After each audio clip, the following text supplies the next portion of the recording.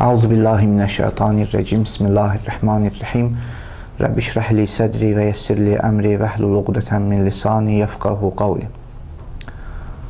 Mövzumuz bildiyimiz kimi əqaid elmində idi və əqaiddə biz tövhid mövzusundan söhbət açdıq və tövhid mövzusunda da müxtəlif şaxələrinə işarə etdik.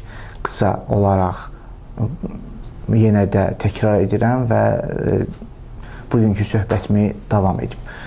Və qeyd etdik ki, tövhid üç hissədən ibarətdir. Zatda tövhid, sifətdə tövhid və feildə tövhid. Zatda tövhid haqqında geniş bəhs etdik, söhbət etdik və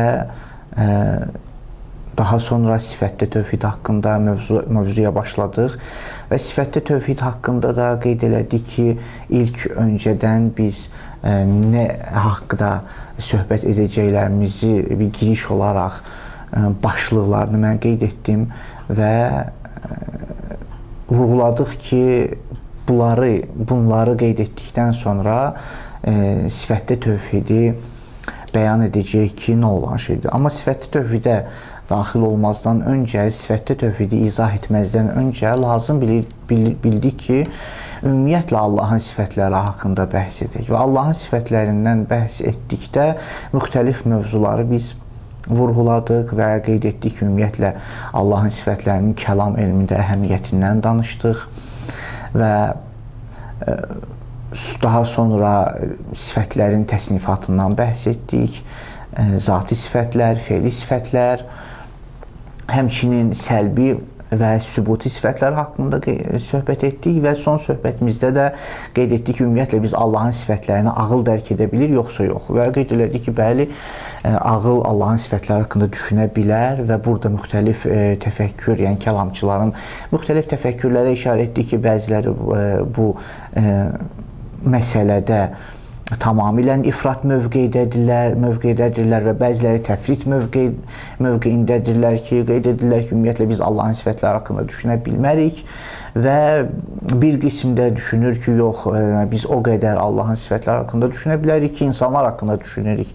Yəni, tamamilə Allahın sifətləri insanların sifətləri ilə eynidir və bərabərdir. Yəni, hər iki tərəf tamamilə ifrat və təfrit mövqeyində dayanırdılar. Amma qeyd etdik ki, xeyr, biz üçüncü bir mövqeyini qeyd etmək lazımdır. Üçüncü bir mövqeydə dayanırıq və dedik ki, Quran nöqteyi nəzərində də, həmçinin əqli nöqteyi nəzərdən də biz Allahın sifətləri haqqında düşünə bilərik, amma bu düşündüyümüz heç də insanların sifətləri haqqında düşüncə ilə eyni deyil.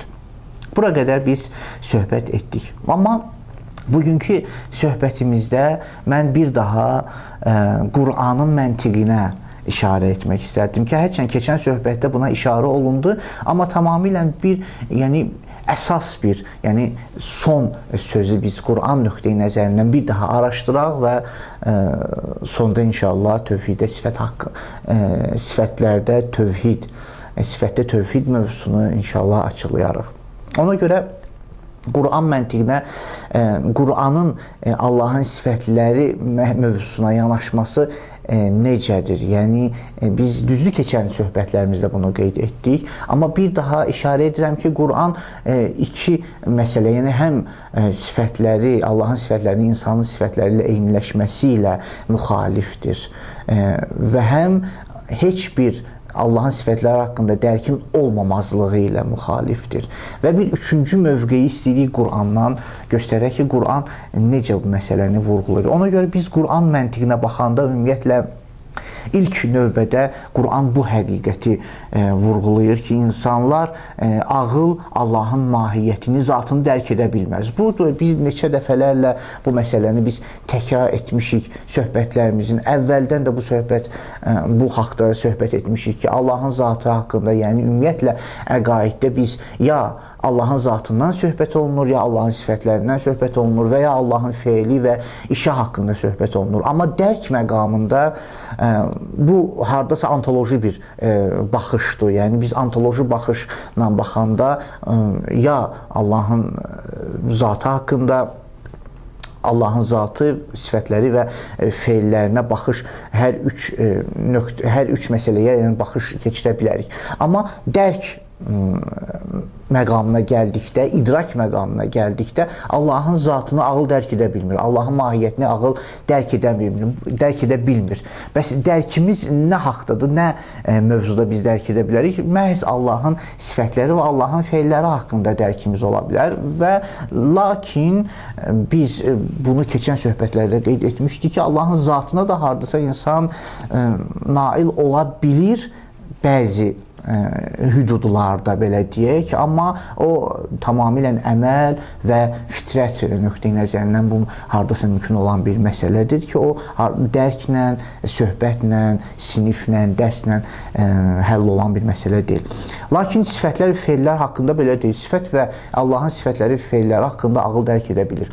Zatı haqqında Allahın zatını dərk etmək olmaz və bu Qur'anın da birbaşa olaraq vurğusudur. Yəni Qur'an da təkid edir ki, Allah Teala buyurur Taha surəsinin 110-cu ayəsində Allah Teala buyurur ki: "Ya'lemu ma beyne eydihim və ma xalfahum və la yuhitun bihi elmən." Allah Teala buyurur ki, əgər diqqət etsəniz, tamamilə aşkar şəkildə Allah Teala buyurur ki: "Ya'lemu ma beyne eydihim və ma xalfahum və la yuhitun bihi elmən." Allah Teala bütün şeyləri bilir və onu siz elminizlə əhatə edə və la yuhitun bihi elmən. Elminizlə onu əhatə edə bilməzsiniz. Yəni elminizlə əhatə edə bilməzsiniz. Yəni Allahın zatını və mahiyyətini dərk etmək mümkün deyil. Bu bir ayə. Digər bir ayə Şura surəsinin 11-ci ayəsində Allah Teala buyurur: "Leysə kəmislihi şey və huvəs-səmiul bəsir." Onun kimisi yoxdur, eşidəndir və görəndir. Bir daha yenə də Allah Teala bu məsələdə vurğulayır ki, ümumiyyətlə, yəni insanlar Allah mövzusu ilə, Allah dərki ilə üzləşdikdə ilk öncə bunu dərk etməlidirlər ki, bunu başa düşmək lazımdır ki, biz Allah haqqında düşündükdə biz Allahın zatı və mahiyyətini dərk edə bilmərik. Allahı nəyəsə oxşada bilmərik. Allahı kimi iləsə bərabər hesab etmək olmaz ki, hədislərdə də bil ki, hədisdə də biz bu məsələyə işarə edəcəyik. Yəni, bu ilk öncə bunu göstərdi ki, leysə kəmislihi şey. Necə ki, Quranda da buyurur ki, onun kimisi yoxdur. Amma və huvəs-səmiul bəsir. Mən qısa bir məsələyi burada işarə edim ki, çox zərif bir nüans burada mövcuddur, çox zərif bir məsələ mövcuddur. Təfsir alimləri, şəxsiyyətlər vurğulayıblar ki, bu ayənin gözəlliyi məhz məsələni iki hissədən ibarət etməsinə işarədir. Yəni, ayə iki hissədən ibarətdir. Leysə kəmislihi şey, bu bir hissəsi və huvəs-səmiul bəsir. Əgər diqqət etsəniz, onun kimisi yoxdur. Və huvəs-səmiul bəsir. Digər bir tərəfində buyurur ki, eşidəndir və görəndir. İlk hissəsində elə bil ki, Allah haqqında düşünməyi qadağan edir. Amma sonraki hissədə elə bil ki, Allah haqqında dərk etməyi mümkün hesab edir. Bu iki məsələnin yan-bayan gəlməsi tamamilə üçüncü mövqeyin mövcudluğunu göstərir. Yəni, nə biz agnostik bir tərəfdə dayana bilərik və nə antropomorfist bir mövqe tuta bilərik.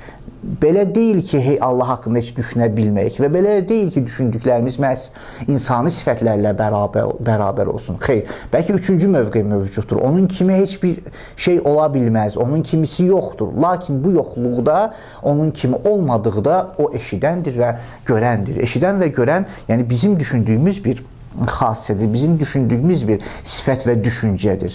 Bununla belə ki, biz onun kimisi yoxdur, lakin eşidən və görəndir. Yəni, düzdür, biz nəyəsə tay edə bilmərik, ona bərabərini tapa bilmərik, amma eşidən və görən olmağını biz düşünə bilirik, necə ki, Quran buyurur. Bu qısa bir işarə idi ki, təfsir alimləri və böyük şəxsiyyətlər, irfan əhli, bu məsələdə daha çox addım atır və bu məsələni vurğulamışdırlar ki, bu ayənin iki hissədən ibarət olub, yəni bir yerə toplamasını diqqətə almaq lazımdır ki, əsas məsələdir ki, hər üçüncü mövqeyin mövcudluğuna işarədir. Bəs ilk növbədə biz bu məsələni nəzərdə almalıyıq ki, ümumiyyətlə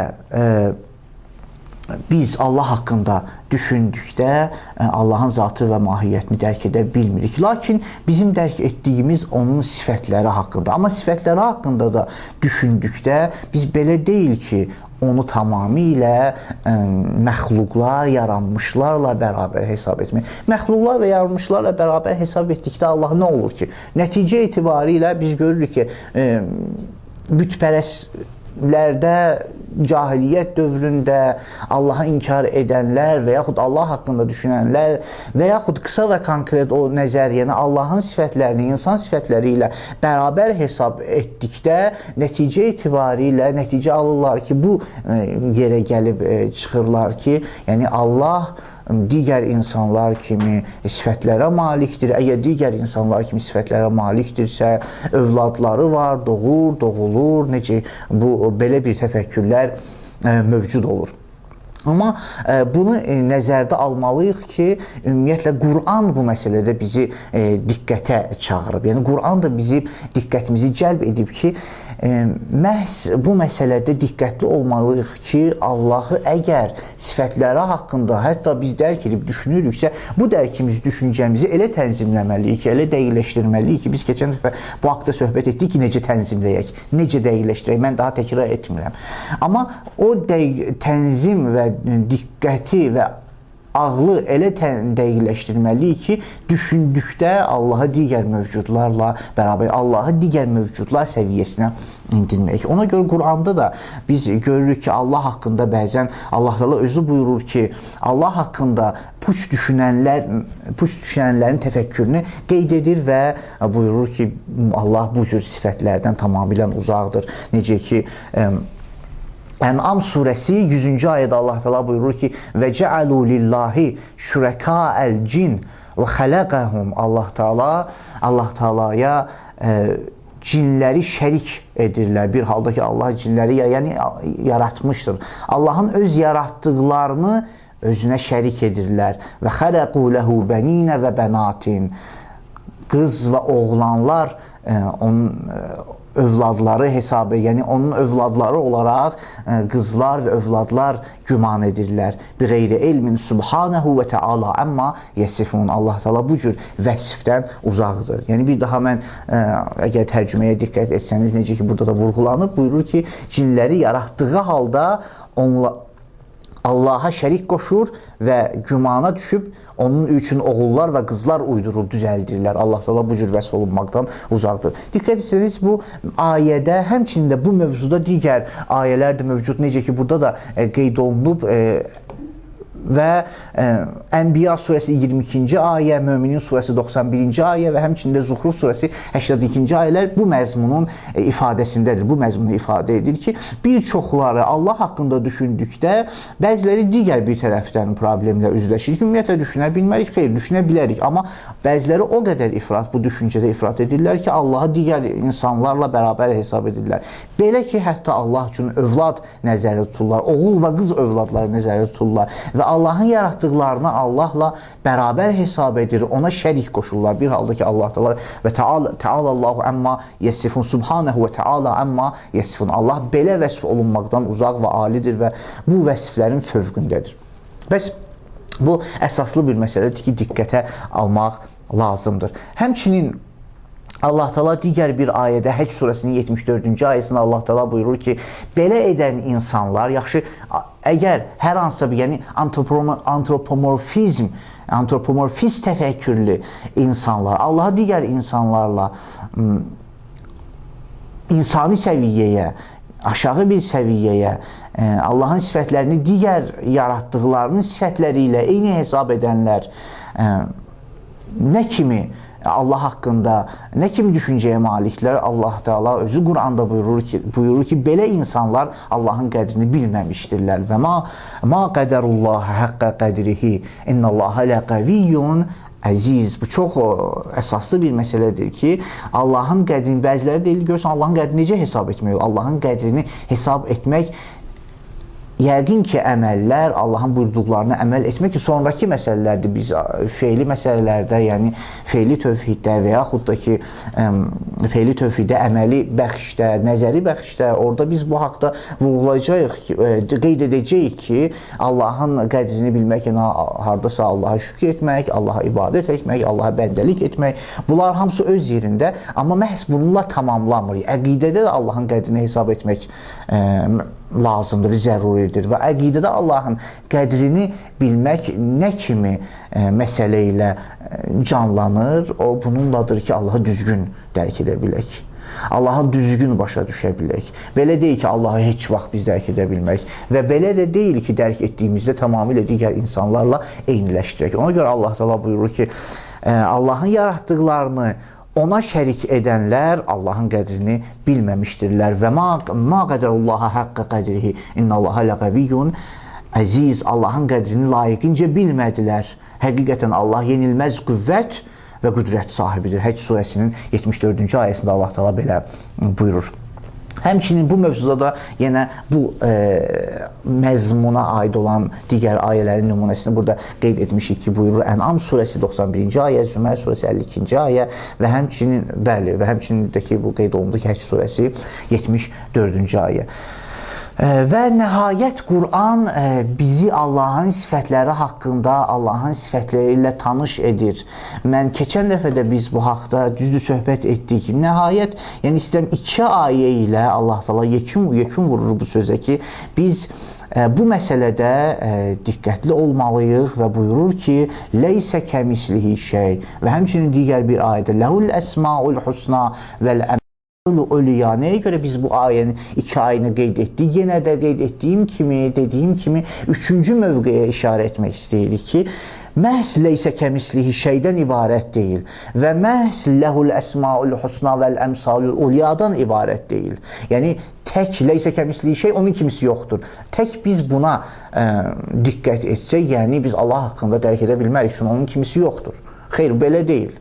Bu bir. İkinci ayədə də Allah bizim üçün buyurur ki, yox, ikinci tərəfə də diqqət etməliyik ki, ləhul əsmaul husna və ləmsalul ulya, ali sifətlər, gözəl adlar Allaha məxsusdur. Yəni, gözəl adlar, ali sifətlər Allaha məxsusdur, bəs dərk edə bilərik ki, Allah da bu məsələni bizim üçün vurğulayır və qeyd edir.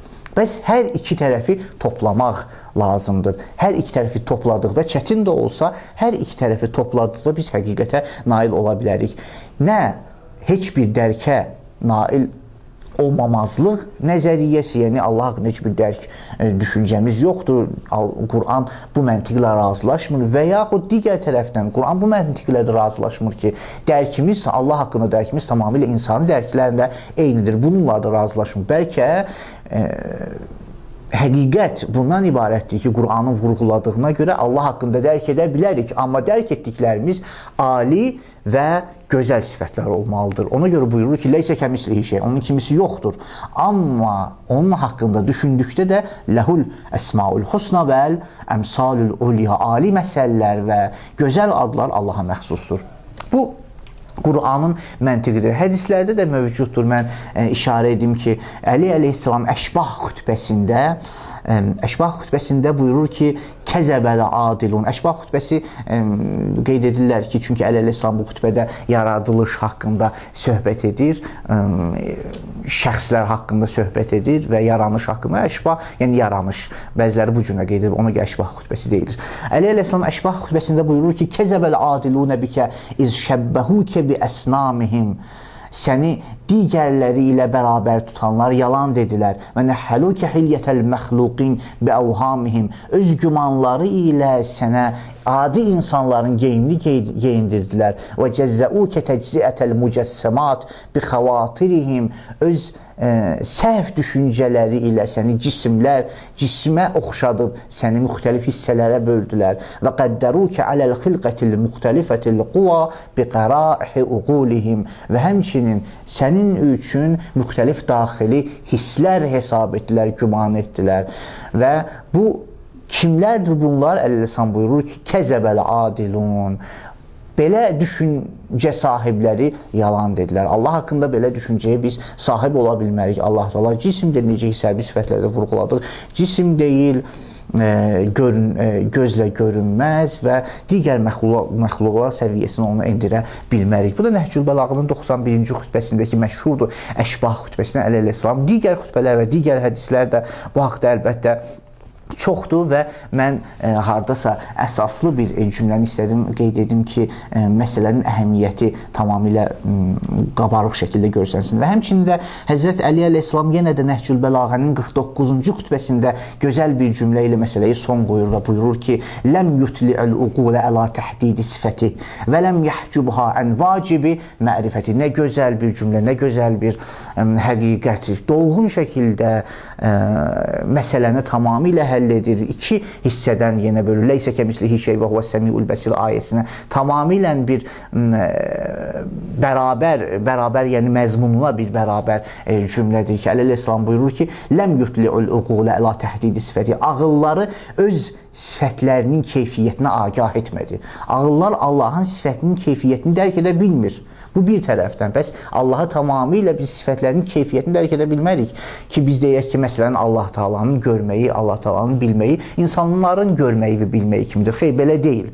Lakin digər tərəfdən buyurur, və ləm yəhcubha ən vacibi mərifəti. Lakin belə deyil ki, insanlar heç dərkə malik olmasınlar Allah haqqında. Xeyr, sonraki cümlədə buyurur ki, və onları lazımı qədər dərkdən də məhrum etmədi. Bu da çox gözəl bir cümlədir ki, Əleyhissalam üçüncü mövqeyin mövcudluğunu işarə edir ki, bəli, ağıllar ilahi sifətlərin keyfiyyətini dərk edə bilməz. Lakin heç, belə də deyil ki, heç bir dərkə sahib olmasına xeyr, dərk edə bilirlər. Bu haqda dərkə sahibdirlər. Biz bura qədər Allahın sifətləri haqqında söhbəti mən burada tamamlayıram və gələn söhbətlərdə inşallah bu məsələni tövhiddə, sifətdə tövhid məsələsində vurğulayaq və giriş edək inşallah feildə tövhid məsələsinə. Vəssalamu aleykum və rəhmətullahi və bərəkatuhu.